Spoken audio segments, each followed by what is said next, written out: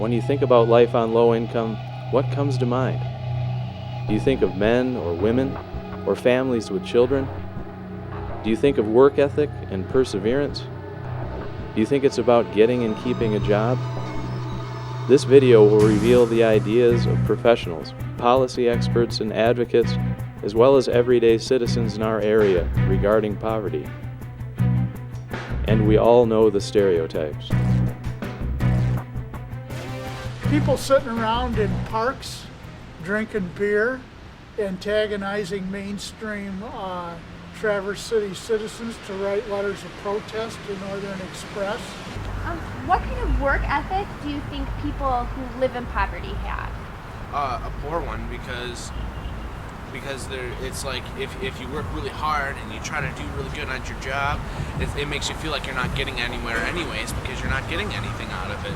Like me, when I work at Subway, I show up on time I show up early, and I do everything that I can do and get my job done, and I punch out late only because I stay and help the next person in. But I still get nothing out of it, so it's like you sit there and think, it's like, well, gee, what's the point, you know? That they're lazy, that they're homeless, which are both terrible stereotypes. Let's see, that they aren't trying to better themselves, to better their lives, that there's nobody out there that cares. The myths are hard. The myths are hard. And as many times as people put out fact sheets and people publish articles and things like that trying to debunk some of these things, it's very hard to penetrate because a lot of it is based on individual values, and people don't change their values very fast. Nakia Parker knows poverty. She knows of struggles about bills and too little money. She knows about raising a family, working, and trying to get a better education because she's been there. Now she's out of poverty, and in addition to working as a nurse, she works as an advocate with Progress Village, a local poverty reduction organization. She's concerned about the misconceptions that others have of low-income people. I'm particularly concerned about the myth that people who are living in poverty are lazy. That myth really bothers me because I know a lot of people who are living in poverty who are working as hard, if not harder, than people who are not living in poverty. And while there may be a select few people living in poverty who are lazy, the vast majority of them aren't, but everyone's getting colored with the same brush. It perpetuates the shame of living in poverty and makes people feel like they're doing something wrong or that the poverty that they're living in is their fault, when many times it's not. Another myth that really bothers me is the idea that if you work hard enough, you can get out, because it really isn't true. People work hard every day and they don't make any progress in their venture out of poverty, and it takes a lot of resources and a lot of help to get out of poverty. And when other people say that one person got out of poverty because they worked really hard at it, they're not looking at the whole story, because 9 times out of 10 that person did not get out of poverty simply because they worked really hard. They got out of poverty because they worked really hard and they had made the connections in the network to get out of poverty. And they also had opportunities that some people did not. And it sets a precedent that makes other people feel like they're failing if they're working hard, but they're not making it out of poverty. People, I think, that have lived in poverty, have experienced it for themselves, will work harder because they know what it's like. They know what it's like to have nothing and never want to live without nothing. So I think they would work harder than your normal average person. So. Dr. Donna Beagle, Director of Communication Across Barriers, is a nationally known poverty expert and advocate. She lived in generational poverty with her family growing up, which was made up of migrant laborers and pickers. With support of people she met along the way, Beagle exited poverty, earning first a GED and finally a PhD in communications before she became an advocate for poverty reduction. In Pennsylvania in the 1700s, it was illegal to be poor. They made people wear a P on their sleeve when they left their homes, and had to be red or blue and 4 inches, because the thinking was if I can make it hard enough on people, they'll quit acting poor. How did we get to this worthy and unworthy poor thinking, where I'll help you but I won't help you? Or there's a lot of that. We have to understand the facts about our own community. It's also a myth that people have children in order to get more welfare. If somebody has a baby in the state of Michigan, they get $60 more in cash assistance than they would before they had that baby. Nobody can live on that. It's not an amount of money. And then people say there's a myth that they don't know how to handle their money. When you have a family of 4, and you are given $400 and some a month to live on for heat, utilities, housing, some of your food, you also get food assistance, clothing for your children, and all other expenses. It isn't about money management, it's about not having enough money. The standards for how much people can get on assistance was based on a formula that was developed in 1964. And that formula has never changed. 20 years ago, people were getting the same amount of money on public assistance than they are today. It's not enough money to live on. When I was 26, I went back to school to get my GED, and I was sanctioned for going to school by welfare. I was getting $408 a month on welfare, had 2 kids, and they cut my check to $258 because you're not allowed to go to school or training and receive your welfare check in all but 5 states. And we know that even 1 year of college, even 1 year, will increase earning potential, even in an economy like today. So we got to start talking about what will truly help people to move out. It's not just go get a job, because our statistics are pretty clear. If you get a job without education, if you get a job without being skilled, like an electrician or a plumber or something like that, you don't move up. So our colleges have to step up, and they really have, honestly. The community colleges around this nation, they are more ready, I'd say, for folks who have struggles with literacy, struggles with math, or struggles with whatever, learning challenges. They're really starting to build in the capacity to address some of those issues. When I worked in the Department of Social Services, I was always there at the appropriations committees in the legislature when they were making their budget decisions, about how much they're going to put into this program and that program. And here's how it works. They start at 8 o'clock in the morning, and they do absolutely every boring account that they can think of all day long. Every little department, they decide how much money that they can have for supplies and contracts and pencils. They decide how many FTE equivalents of staff they're allowed to have. And gradually the crowd slips away. And it's somewhere between midnight and 2 a.m. when the real deals get cut. And so the question is, who's there? And it certainly isn't the Welfare Rights Organization. If they're lucky, they can scrabble enough money together to get a bus to come and rally around for an hour or two, and they got to be home for the kids when they get out of school. But the people who are there in the wee small hours, the landlords have a state association, the utility companies are there for sure, and they make sure that they get what they need. This is what we need the rent allowance to be, or we're going to shut down low-income housing. You don't want utilities shut off in the winter, neither do we. Here's all you have to do. Just agree to, we'll send you our billing tape, and you send us your client match, and you just agree to pay 100% of the bill, and we'll be fine. So welfare, the way we think of it, is really in error. Welfare is bad debt protection for people who do business with the poor.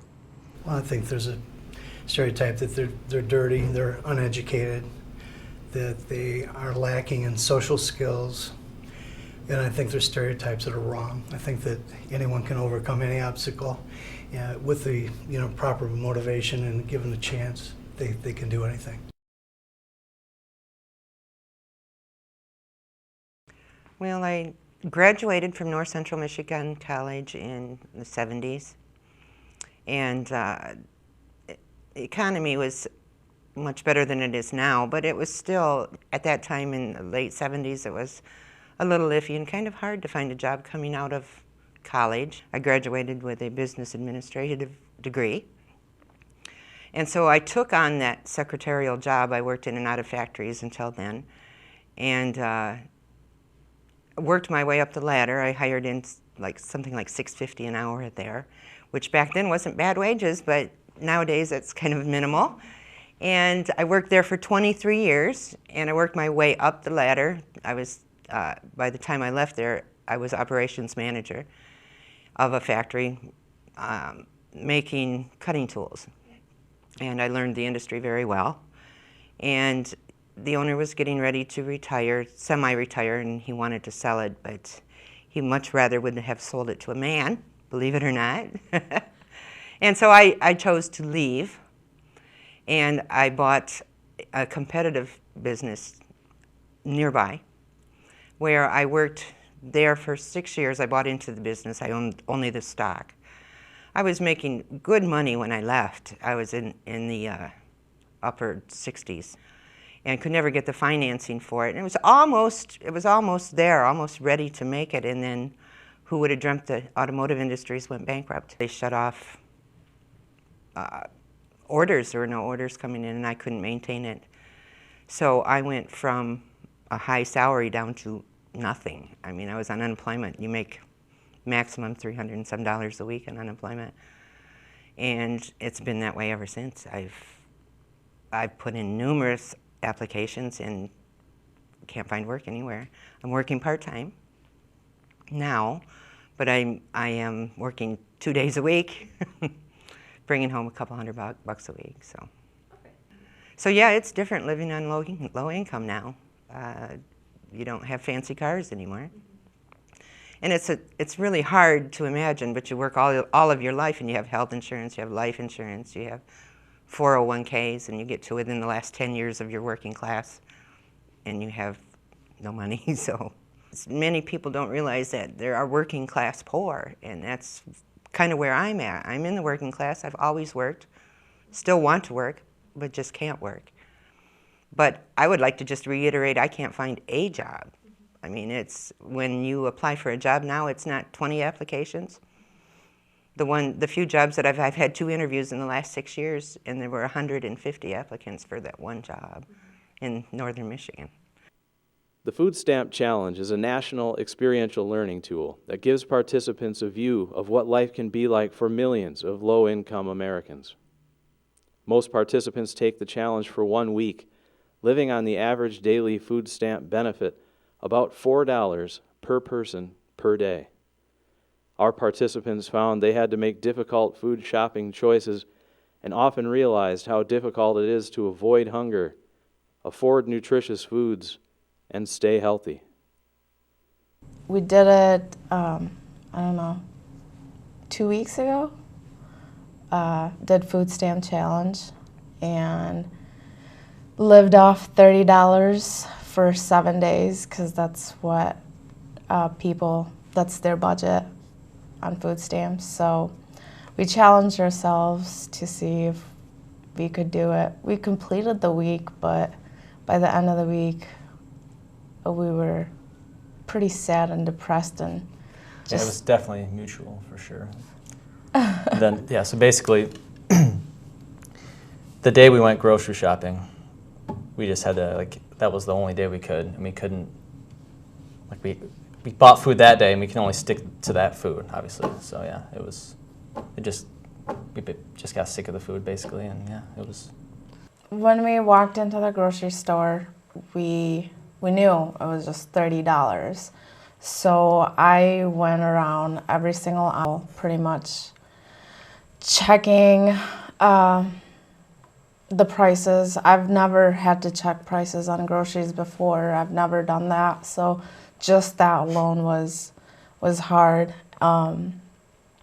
I went into the clearance aisle that they had, and that's where I had found the pasta, noodles, and jelly. They were old but not expired, would have been expired soon. So I got a good deal on that. And also the box of cereal, usually I think it's like $3 or $4, but I got that one for $1.39 or something like that. Grocery shopping can be easy because you just go buy what you normally buy, and it takes you 15 minutes to like an hour. But so with this, you have to actually look for the cheapest foods, look for the, I guess when they're usually cheaper, sometimes they're not even healthy, which is also a horrible thing. But I mean, I guess that was the biggest challenge, was just kind of like finding out what I want.